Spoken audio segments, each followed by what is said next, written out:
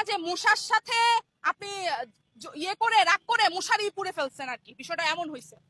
আরে ভাই, আপনি দৃষ্টান্তমূলক শাস্তি দেন। কার বাপের ক্ষমতা আছে? বাঙালি কিন্তু ভিতুর জাতি, ভুলে যাবেন না। যদি দেখে যে একটারে লটকাই মারছেন, একটারে লটকাই শাস্তি দিচ্ছেন না, কাউরার বললাম না আমি, তার পুরুষত্ব ভুলে যাবে সে। তার এই আবেগ অনুভূতি জাগবে না ধর্ষণ করার জন্য, নিজের বউর কাছে যাইতে ভয় পাবে।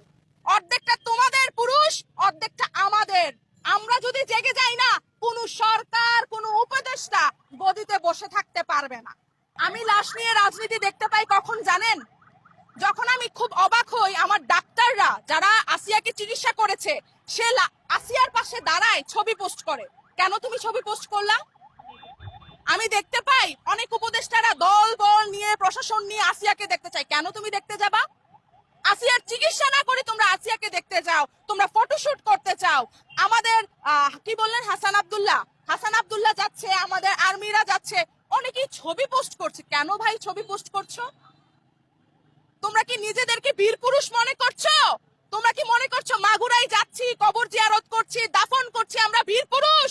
তোমাদের লজ্জা হওয়া উচিত। তোমাদের ফেসবুকে এই মুখটা দেখাতে লজ্জা হওয়া উচিত। তোমাদের মিছিল মিটিং এর সামনের সারিতে দাঁড়াতে লজ্জা হওয়া উচিত যে আমি আসিয়াকে রক্ষা করতে পারি নাই, আসিয়ার দাফনের আগে দর্শককে হত্যা করতে পারি নাই, দর্শককে ফাঁসি দিতে পারি নাই, আমি আইন প্রতিষ্ঠিত করতে পারি নাই, আমি যাব না। তোমাদের চুরি পরা উচিত, তোমাদের ঘুমটা দেওয়া উচিত। আমাদের পর্দার দরকার নাই, তোমাদের পুরুষদের পর্দার দরকার। তোমরা যারা বড় বড় কথা বলো না, তাদেরকে কথা থেকে সরে আসা দরকার। মেয়েদের হাতে দিয়ে দাও, দেখবা বাংলাদেশ গড়বো। বাংলাদেশ আমার দেশ, বাংলাদেশ আমি গড়বো, গড়ে তোমাদেরকে উপহার দিব। প্রত্যেকে মনে করছো আমি বাংলাদেশ হাতে নিয়েছি। তোমরা আমাদের শিক্ষক, আমাদের ছাত্র, আমাদের কোমলমতি ছাত্রদেরকে উদ্দেশ্য করছো, তাদেরকে যেভাবেই হোক দেশ স্বাধীন করছো। তোমরা এখন আমাদের কি স্কিপ করে দিছো? 8 বছরের মেয়েটা ক্লাস 3 এর শিক্ষার্থী, কিন্তু ক্লাস 3 এর শিক্ষার্থী না, আমাদেরকে তোমরা সাইড করে দিছো। তোমরা এখন দল গঠন করতেছো। আরে এটা কোন কথা? আমার যে ভাইয়েরা আজকে রক্ত দিছে না, তারা কোথাও না কোথাও থেকে আফসোস করতেছে, এমন জানলে আমি আমার রক্ত দিতাম না। মারে আমারে মাফ করে দিস, বোন রে আমারে মাফ করে দিস, আমি বাচ্চা থাকলে তো তোর ইজ্জতটা আমি রক্ষা করতাম। সবার উদ্দেশ্যে বলছি, আপনাদের হাতে পায়ে ধরে বলছি, নারীকে চেতাবেন না। নারী চেতছিল, বীরাঙ্গনা হইছে, যুদ্ধ মুক্তিযোদ্ধাকে জয় করছে। সেম ভাবে আপনারা আমাদেরকে চেতাবেন না।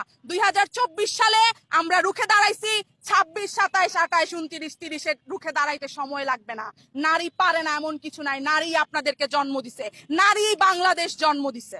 বলে না যে মশার সাথে আপনি ইয়ে করে রাগ করে মশারি পুড়ে ফেলছেন আর কি, বিষয়টা এমন হয়েছে। আরে ভাই, আপনি দৃষ্টান্তমূলক শাস্তি দেন। কার বাপের ক্ষমতা আছে? বাঙালি কিন্তু ভিতুর জাতি, ভুলে যাবেন না। যদি দেখে যে একটারে লটকাই মারছেন, একটারে লটকাই শাস্তি দিচ্ছেন না, কাউরার বললাম না আমি, তার পুরুষত্ব ভুলে যাবে সে। তার এই আবেগ অনুভূতি জাগবে না ধর্ষণ করার জন্য, নিজের বউর কাছে যাইতে